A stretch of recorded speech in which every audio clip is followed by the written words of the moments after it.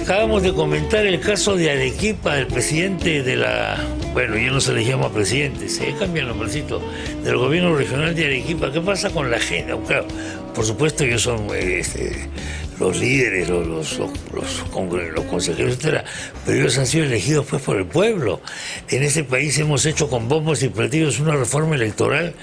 Dios nos coja confesados, porque después de la reforma electoral estamos eligiendo pero con los pies, por no decir con otra parte del cuerpo, que en este horario de menores no se puede manifestar, no se puede pronunciar. Por eso hemos invitado a un especialista, un abogado experto en derecho electoral, el doctor José Naupali. ¿Cómo está usted, doctor? Buen día, Chema, un gusto verlo. ¿Cómo le va? Acá nos hemos llenado la boca haciendo reformas electorales a diestra y siniestra, pero seguimos eligiendo pues a los... ¿cómo se llama el señor de a los hijos del cóndor? A los dinámicos. A los dinámicos, y mañana a las tortugas de no sé qué. Parece el equipo de fútbol americano, ¿no? Parece el Cóndor Football Club. Sí, Oiga, bueno. ¿Hay una relación o no hay una relación entre los hijos del cóndor y nuestro sistema electoral? Lo que ocurre es que ciertamente hemos estado acostumbrados a hacer reformas muy reactivas, reformas apasionadas, pero de repente no del todo meditadas. Me explico, ¿no? Por ejemplo, el señor Cáceres Yica es fruto de una elección regional y municipal que se da como consecuencia de una reforma, no del paquete del 2019, sino una pequeña del 2015, que por ejemplo prohibió la reelección inmediata de autoridades regionales y locales. Modificaron el 191 y el 194 de la Constitución, terminó yendo incluso al Tribunal Constitucional, el Tribunal Constitucional validó ello. Dijo, es válido reformar la Constitución porque no había un derecho a la reelección. Ello que llevó a que tengamos que buscar debajo de las piedras, porque no hay un trabajo institucional, no hay una carrera política que permita trabajar cuadros en los partidos y en los movimientos regionales.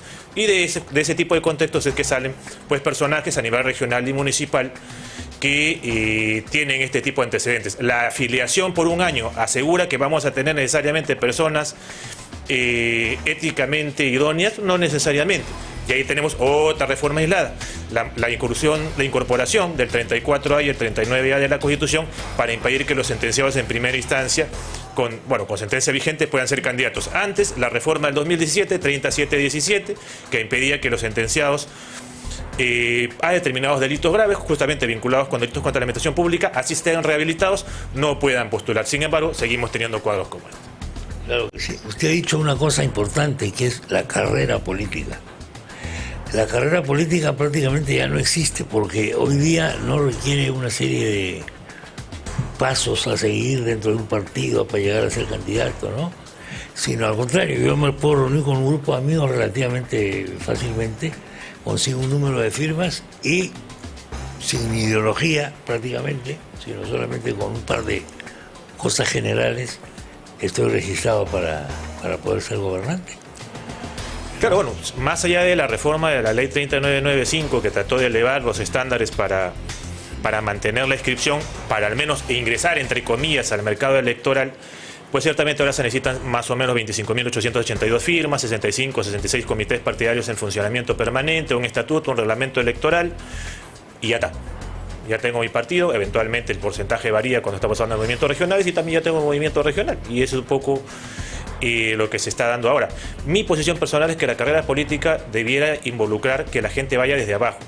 Yo planteaba que justamente, o sea, ¿por qué quiero ir de frente al Congreso?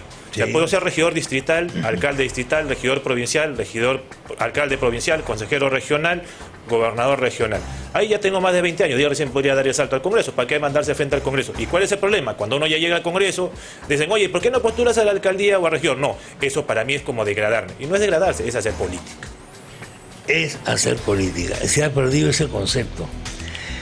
Hemos gastado ríos de tinta para convencer a la gente que la reforma electoral es buena. ¿Por qué?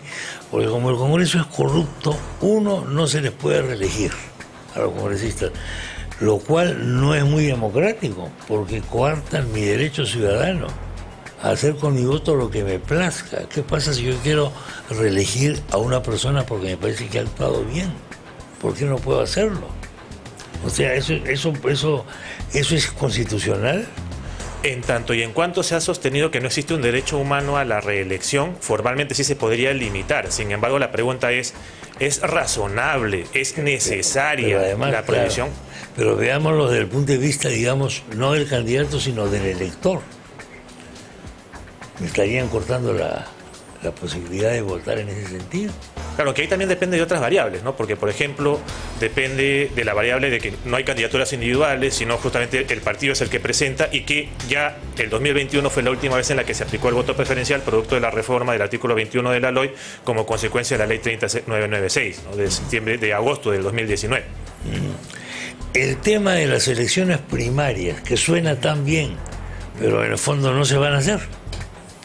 Bueno, luego del comunicado que ha emitido el sistema, creo que ya se ha validado que para al menos las elecciones regionales y municipales 2022 no se van a hacer. Y acá creo que sí es importante distinguir, permítame, por favor, don Chema, porque creo que escuchaba las intervenciones de algunos parlamentarios también, que el hecho de que desaparezcan las elecciones primarias no quiere decir que no vaya a haber ningún tipo de procedimiento de selección de candidatos. O sea, podemos tener elecciones primarias abiertas, que es un poco la que se aprobó con la 3998 y que, por ejemplo, solamente estaba referida a selección de candidaturas a alcaldes y gobernadores regionales.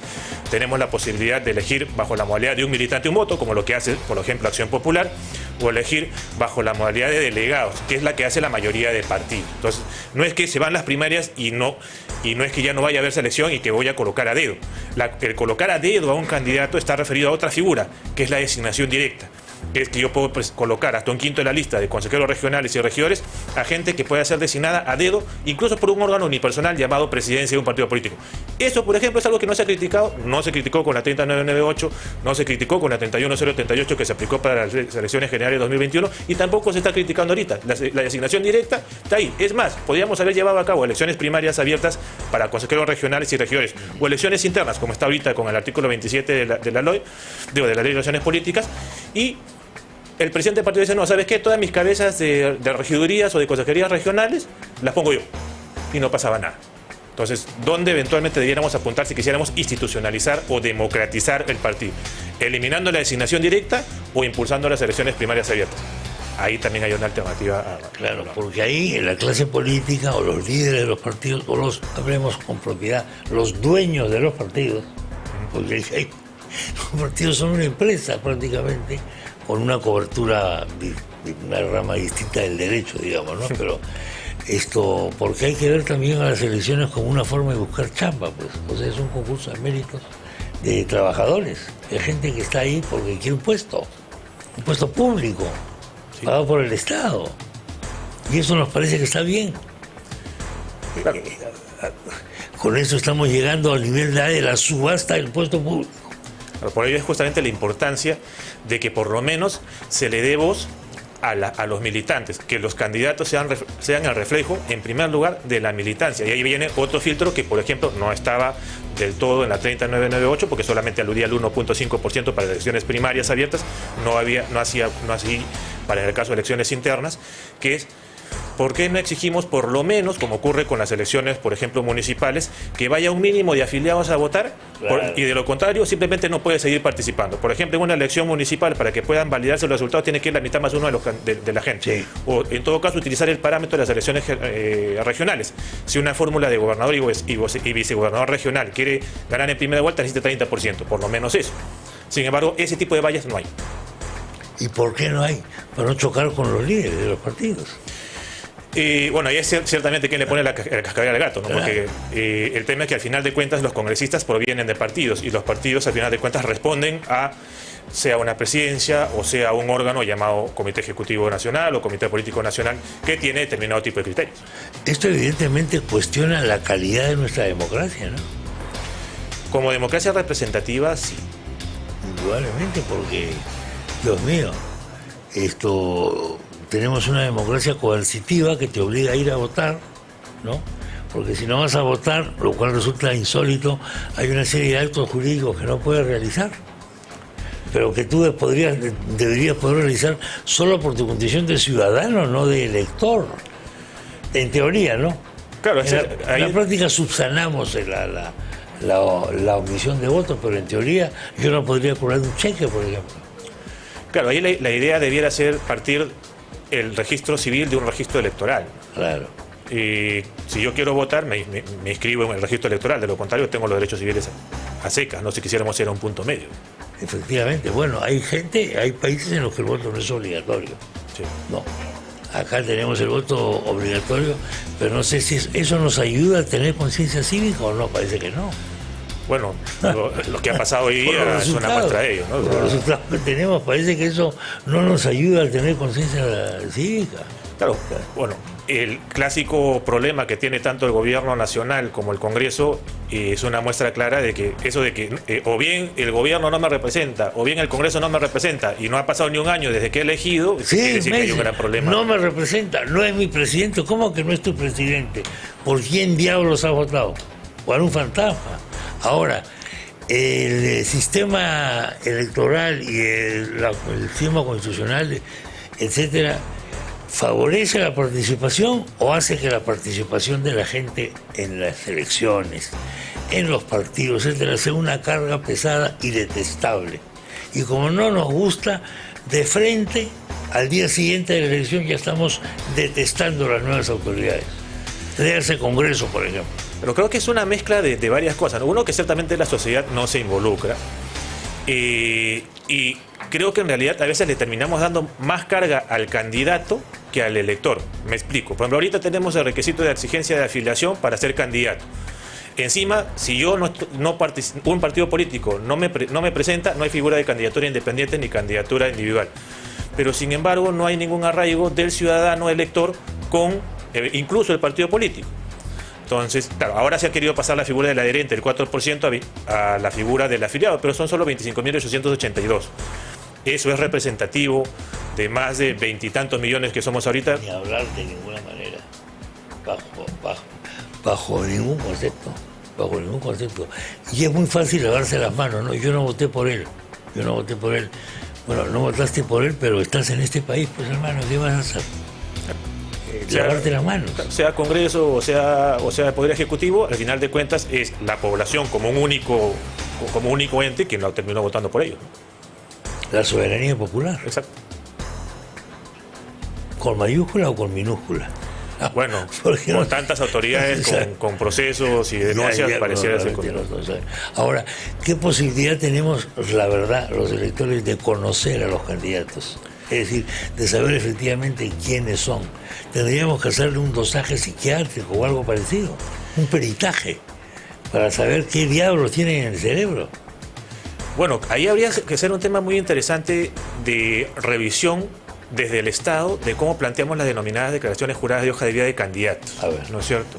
Okay. Porque, claro, no podemos llegar al exceso de terminar excluyendo a gente porque no declaró determinados bienes que están en un registro público, pero por otro lado tendríamos que preguntarnos cómo vamos con la interoperabilidad, la famosa interoperabilidad que se dispuso con la simplificación administrativa del decreto legislativo 1246, específicamente el artículo 2, para saber, el Jurado Nacional de Elecciones, a través de esta ventanilla única, está en capacidad de autocompletar la información sobre bienes, sentencias o cualquier otro registro público que administre otra entidad del Estado para que la ciudadanía se informe sobre los planes de gobierno. Ya vimos que hubo un ideario que aparentemente mucha gente no leyó en esta última elección. Pero claro, o declaraciones juradas. Eso es otra cosa que me parece un acto de hipocresía sensacional.